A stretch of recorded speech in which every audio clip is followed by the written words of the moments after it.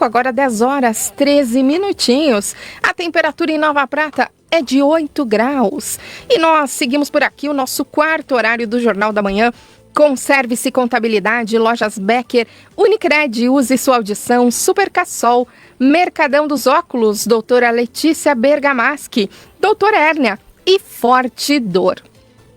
Participe com a gente, estamos ao vivo pelo Facebook da Rádio Prata.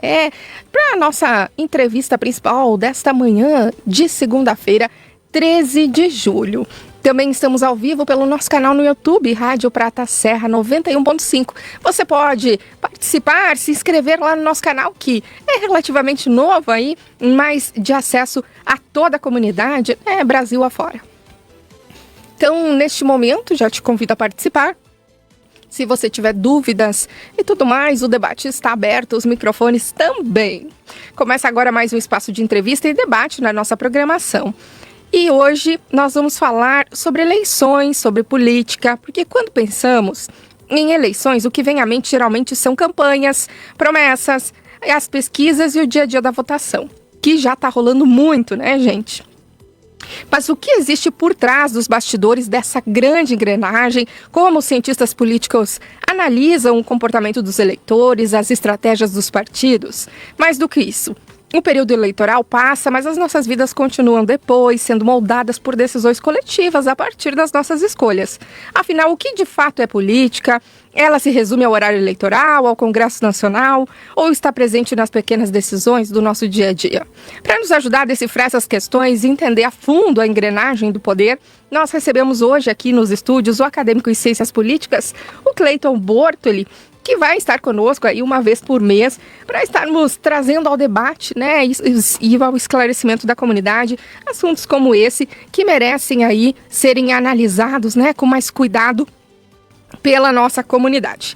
Muito bem-vindo, Cleiton, aos estúdios da Rádio Prata. Obrigado, Sabrina. Olá, bom dia, pessoal que está ouvindo a rádio em casa. E queria dizer que, assim, é uma grande realização para mim estar aqui sendo ouvido e tal, sendo entrevistado. É muito bom, a realização realmente de um sonho. Então, só agradecer aí o que eu puder contribuir com a sociedade. Eu vejo que eu estou me tornando alguém que explica as coisas, então eu fico feliz por poder fazer isso. Cleiton, então para começar a nossa conversa, para quem está nos ouvindo em casa, no trabalho, está aí no seu carro, né? E costuma dizer, eu não gosto de política. Afinal, o que é a política sob a ótica da ciência? Então, uma coisa um pouco mais diferente, né? A gente costuma sempre estar falando de política, Lula, Bolsonaro, tá na Câmara, tá na Prefeitura, política, mas na verdade, do ponto de vista, do aspecto da ciência, do estudo, que quem estuda isso, cada relacionamento humano, ele é político, certo? Pessoal, assim, para eu poder estar aqui sentado nesse microfone, eu precisei fazer política, né? Todo dia que a gente sai de casa, a gente faz política, porque cada relacionamento humano é política, né? Segundo especialistas, estudiosos, filósofos, que eu não vou citar o nome porque a conversa vai ficar um pouco chata, mas em todo relacionamento humano existe uma correlação de forças. Existe o mais forte e o mais fraco. E se não tiver uma terceira força moderadora, que daí vem o papel do Estado, do governo, o mais forte sempre vai abusar do mais fraco. Então é essa a função de ter um governo, de ter um Estado atuante. Muito bem. Existe uma famosa frase que eu acho que vai ao encontro do que nós estamos falando agora, que o homem é um animal político. Sim. Diante disso, onde está a política no nosso cotidiano? Ela vive apenas nos palácios do governo, nas câmaras de vereadores, ou nós fazemos política quando discutimos lá desde as regras do condomínio, né, o preço no mercado, o preço do combustível, a associação de moradores, como Sim. É que é isso? É exatamente essa frase do ser humano é um animal político, é exatamente isso. A gente pode resumir em termos mais coloquiais, né, que todo dia sai de casa o malandro e o otário. Se a gente não se der conta que a política está aí, a gente sempre vai ser otário, gente. Então a gente tem que saber que a política está em todos os campos da nossa vida. Toda vez que a gente se relaciona, se comunica com um ser humano, a gente está fazendo política. E se a gente não estiver bem ligado, a outra pessoa, às vezes mal intencionada, pode nos levar ao erro, né? Muito bem. Nós percebemos que o debate político mudou muito, né, Cleiton? E trazendo aí o nosso debate para essa questão eleitoral, já que estamos aí em ano de eleições gerais, né? Quando a academia olha para trás aí para uma disputa eleitoral hoje, o que se analisa além do óbvio? Quais são os fatores invisíveis para o grande público que costumam decidir aí uma eleição? Então, nesse momento a gente vive, né, o que as pessoas chamam de polarização. E, assim, pra ser bem sincero, quando eu tava lá, ainda assim, antes de estudar política e tal, eu estava fazendo análise de sistemas, que é na parte da informação, do TI. Eu tava muito esperançoso com a internet, que eu pensei que a informação, ela ia ficar mais de fácil acesso para as pessoas, e eu pensei que a sociedade ia mudar num ponto de vista positivo, né? E era isso que eu esperava há, sei lá, 20 anos atrás. Só que nesse momento eu vejo que a informação, ela chegou para todo mundo, mas ela chegou sem um crivo, sem uma curadoria. Então a gente tem muita informação e muita parte dessa informação é enganosa. São pessoas muitas vezes que estão enganadas, propagando mentiras, e a gente tem que fazer assim uma limpeza nisso, né? Então, até por isso, Sabrina, que eu sempre falo, a gente pode falar dos políticos, dos nomes aí de A, B, C, não vai adiantar, porque muitas vezes a pessoa em casa, ela tem informações que não estão de acordo com a realidade. E é por isso que eu trago sempre a política para nós, para o que a gente está fazendo no nosso dia a dia, né? E que ela está realmente em cada relação humana. E aí eu acho que eu posso, né? Bom, depois eu converso com a minha família, mas eu gostaria de fazer uma fofoca aí da minha família, né? Olha só, como é que eu faço política na minha casa, para você ter uma noção. Então, estava eu lá numa situação, na casa da minha mãe, onde alguns parentes nossos vieram visitar a gente de longe, né? E aí estava lá, era almoço de família, todo mundo se gosta lá, né? Mas existia uma situação onde que esses parentes, eles precisavam voltar, fazer 200 quilômetros de volta para casa deles. E aí os homens, eles estavam lá conversando, todo mundo junto e tal. E eu tinha lá o meu tio Amaury e a minha tia Helenir. Um abraço pra eles, certo? Depois eles, não sei se eles vão ficar bravos, mas enfim. Estavam lá eles dois, e eram eles quem dirigiam de volta pra casa. Então daí os homens olhavam pro meu tio Amaury e disse: Ô Amaury, tu quer beber, quer tomar uma cerveja e tal? Que aí a tia Helenir dirige. E tal, daí ele pensando, o tio Amaury, se ele dirigia ou não, se ele tomava bebida ou não. Mas aí é aquela situação, como eu olho a situação mais de fora, eu penso assim, ó, tá lá novamente o homem no lugar de aproveitar, de gozar, de se divertir, enquanto a mulher tá se colocando na situação de assumir as responsabilidades, de ser serviçal. Então eu observo essa situação. E aí eu observo também a minha tia Helenir, que naquele momento, como numa situação, sei lá, tá casada há 20, 30 anos, ela nem reacha. Né? Tá tudo bem. Tá tudo bem, né? Todo mundo tá, né? A vida seguindo. Só que eu, no meu papel de estudante de política, eu vejo esse relacionamento acontecendo, como eu digo, existe sempre o mais forte e o mais fraco. E se o mais fraco não se colocar, porque toda pessoa tem um poder, só que às vezes a gente esquece que a gente tem esse poder, né? A minha tia Helenir, infelizmente, naquele momento, ela esqueceu que ela tinha esse poder. E aí eu disse, tipo, aí é política, né? Eu posso ser, assim, vamos dizer, mais agressivo. Vamos supor, né, no mundo das ideias, que eu levantasse da poltrona onde que eu estava e desse um tapa na cara de cada homem. Olha só, olha o que vocês estão fazendo com a mulher. Eu não posso fazer isso, né? Até porque eu gosto daqueles homens, né? Então, o que eu digo é simplesmente, e se a tia Helenir quiser beber? E nesse momento, quando ela ouve isso, ela vai dizer, e se eu quiser beber? E as mulheres que estão em volta delas dizem, realmente, se ela quiser beber, e aí? E aí se torna uma situação engraçada e tal, mas é pra gente repensar cada situação onde que a gente tá se colocando, especialmente nesse momento onde que a relação entre o homem e a mulher está muito em voga. A relação entre todas as pessoas está em voga, né?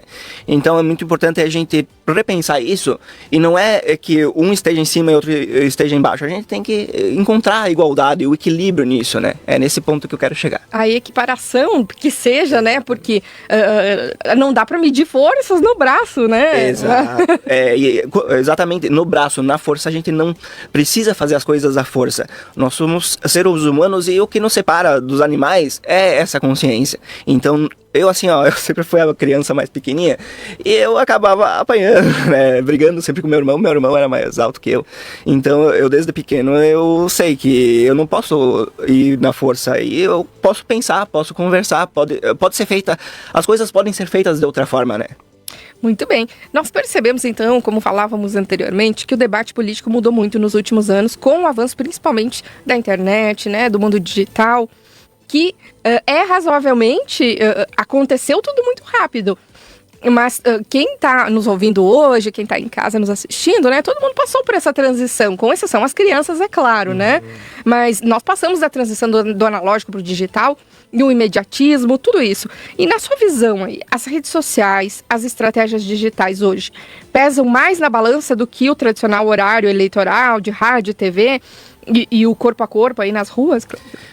Exatamente. O peso das redes sociais na nossa vida hoje... aí eu também não preciso falar exatamente da política, como os políticos estão usando as redes sociais hoje, mas o papel que as redes sociais estão tendo hoje na nossa vida. A gente está sempre com o celular na mão, certo? E às vezes quando a gente não... Pode esquecer a carteira em casa, mas o celular não, né? A carteira, o dinheiro, né? A gente nem mais tem dinheiro, tá tudo no celular, tá tudo contido no celular. Então, pro nosso corpo, que tá sempre carregando esse celular, é como se o celular fosse parte de nós. E isso é cientificamente provado. Quando eles estão lá fazendo experiências de neurociência com os chimpanzés, eles conectam uns eletrodos na cabeça do macaco e fazem ele movimentar um braço mecânico para esse braço mecânico trazer a comida até eles. E segundo esses experimentos, o braço não o macaco ele não olha aquilo como um braço mecânico, ele olha como um terceiro braço, olha como parte dele. Então esse celular é parte de nós hoje e ele afeta a nossa cognição, a nossa consciência. Por exemplo, se a gente for fazer uma análise de quanto tempo as pessoas prestam atenção umas nas outras, existe um intervalo de tempo, certo? Só isso, assim, desde que se pesquisam isso, eles medem esse intervalo de tempo. Atualmente, esse intervalo de tempo está mais curto, porque a atenção das pessoas mudou. O jeito que a gente consome conteúdo, a gente se comunica, tudo mudou por causa do celular. A comunicação, ela é cada vez mais rápida. E ela assim, por exemplo, outro dia eu tenho meus 35 anos, né? Mas eu tenho amigos de todas as idades, assim, desde os 80 anos até os 15, 20, né? E eu vejo que a comunicação, por exemplo, entre os mais jovens, ela é muito mais rápida. Ela tá numa frequência diferente da minha já. Então, sim, interfere, o peso é muito importante. A gente tá averiguando ainda, é porque a gente simplesmente liberou isso, liberou o celular, liberou as bets, liberou tudo, porque envolve dinheiro por trás, é claro, né? E com o tempo a gente vai vindo regulamentando isso, vendo o peso dessa tipo, o mal que tá fazendo, né? Existem pessoas assim perdendo todo o seu dinheiro em bets, no celular. Então, com o tempo, a gente vai, vamos repensar essa situação.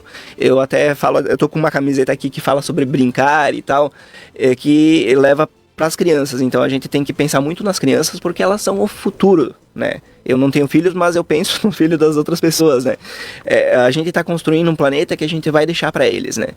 E então, mantenha o máximo longe de telas que você puder, faça seus filhos brincar na terra, comer terra, mas não deixa eles no celular, porque é realmente, há 50, 60 anos, existiam campanhas de publicidade onde que existiam cigarros para crianças, né? E hoje em dia o celular é a mesma coisa, a gente está liberando o celular para as crianças, mas é a mesma coisa que um cigarro. Muito se fala sobre a polarização e como as disputas parecem cada vez mais acirradas e emocionais, né? Tanto é que surgem novas siglas a todo momento. O eleitor está votando mais por paixão ou por rejeição, né? Do que por propostas concretas. Isso é fato. Como a ciência política enxerga esse comportamento? Então, a polarização ela acontece eventualmente na política, né? Ela já foi...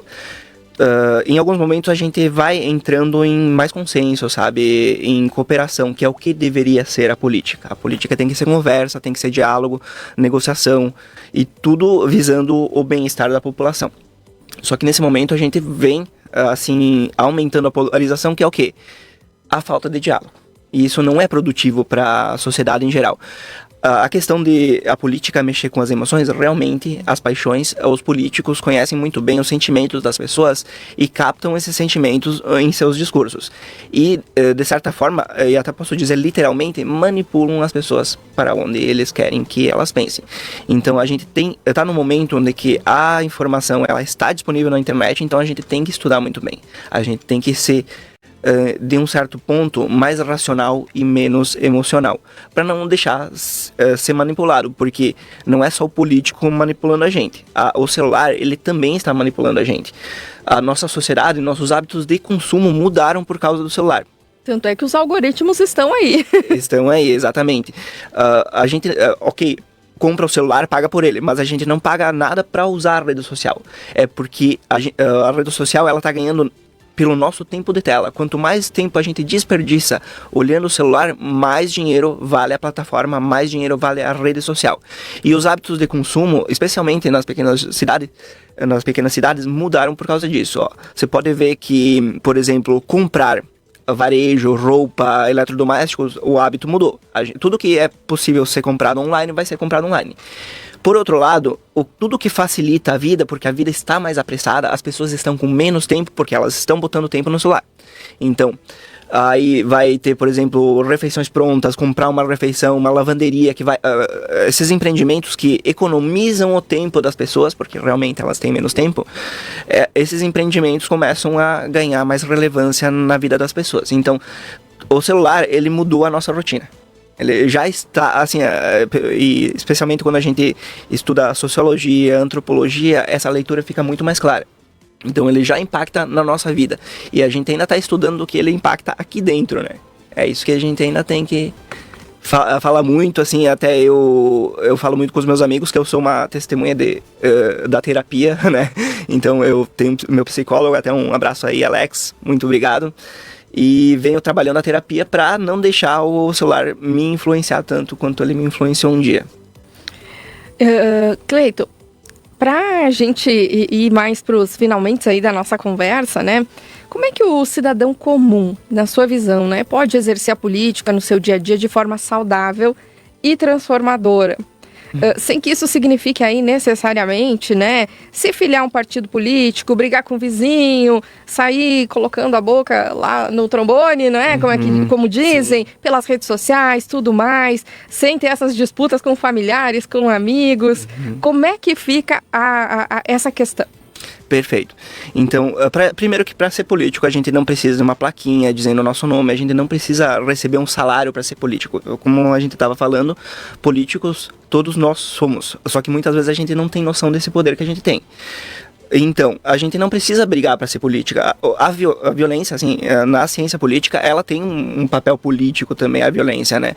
Porque, até, por exemplo, pensar no governo, ela tem o monopólio da polícia, do poder da violência, né? Mas nós, no nosso dia a dia, a gente não precisa lidar com a violência. A gente pode simplesmente melhorar os nossos relacionamentos. Então essa situação que eu falei da minha família é questão de relacionamento. Tudo pode ser de uma maneira mais leve, mais tranquila. Então à medida que a gente melhora a nossa comunicação, a gente melhora a nossa política. Então a gente sempre tem que falar muito sobre essa coisa que a política tem, especialmente no Brasil, que ela vem de cima para baixo. É como se o rei estivesse falando e os súditos ouvindo, né? E nesse momento, eu até falo com muitos, os vereadores de Nova Prata já conhecem o meu nome, né? E eu falo com muitos e todos que batem à minha porta, eu recebo, converso, embora alguns não queiram conversar tanto, né? Aqueles que vêm até a minha casa, eu recebo eu com café e tal, e sempre tem alguma ideia para dar. Porque nesse momento a gente tem que começar a fazer política, o caminho oposto, não é mais de cima para baixo, é de baixo para cima. A gente tem que organizar a sociedade e ver quais são as necessidades dela, né? Muitas vezes, assim, tem políticos, a gente tem a rede social, o político tá gravando vídeo. Então, gente, ao mesmo tempo, eu juro pra vocês, ao mesmo tempo que leva pra gravar um vídeo, leva pra bater na porta do morador, pra conversar, ver como é que ele tá, se tá precisando de uma ajuda.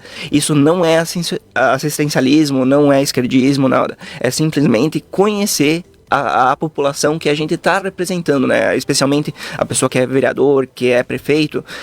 não precisa ter bola de cristal, é realmente assim fazer perguntas, porque a gente tem que parar de ter certezas, porque sinceramente a gente sabe que a informação está correndo, a gente nem sabe mais o que é verdade, o que é mentira. Então nesse ambiente onde todo mundo está com muita certeza e às vezes essa certeza é incorreta, a gente tem que começar a fazer perguntas, né? É nesse sentido aí. No sentido que tu fala também, nessa questão de, agora tá muito na moda, né, muitos influenciadores também fazendo denúncias.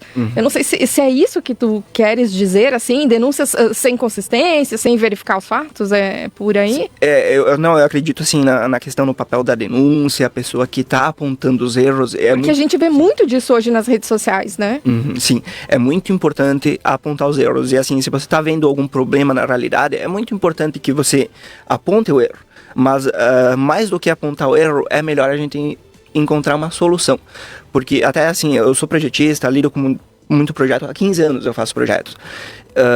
Projetos às vezes dão errado.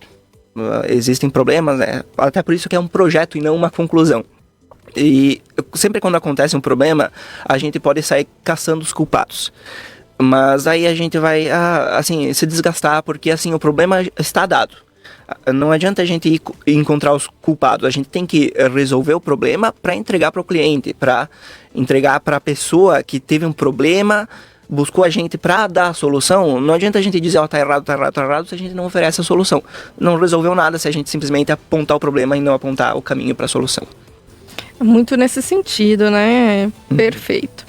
Então, com essa reflexão aí, eu quero deixar o espaço também, Cleiton, para você fazer as considerações finais, né? Trazer para o debate mais algum ponto que você julgue necessário nesse momento. Então, um ponto especialmente, assim, a gente tá falando lá tem a eleição esse ano, gente, a gente vai escolher o presidente, vai escolher deputado federal, vai escolher senador.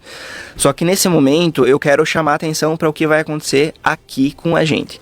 A gente tem uma situação de alteração climática, a gente tem um El Niño se desenrolando, a gente tem uma situação, e até assim, fazer um contraponto assim, existe um risco meteorológico, não é para sair estocando alimento, não é para assim... Vamos pensar no outro. Vamos com calma, tá? Só que nos próximos meses a gente vai ter eventos climáticos, vai ter chuva, como teve em 2024.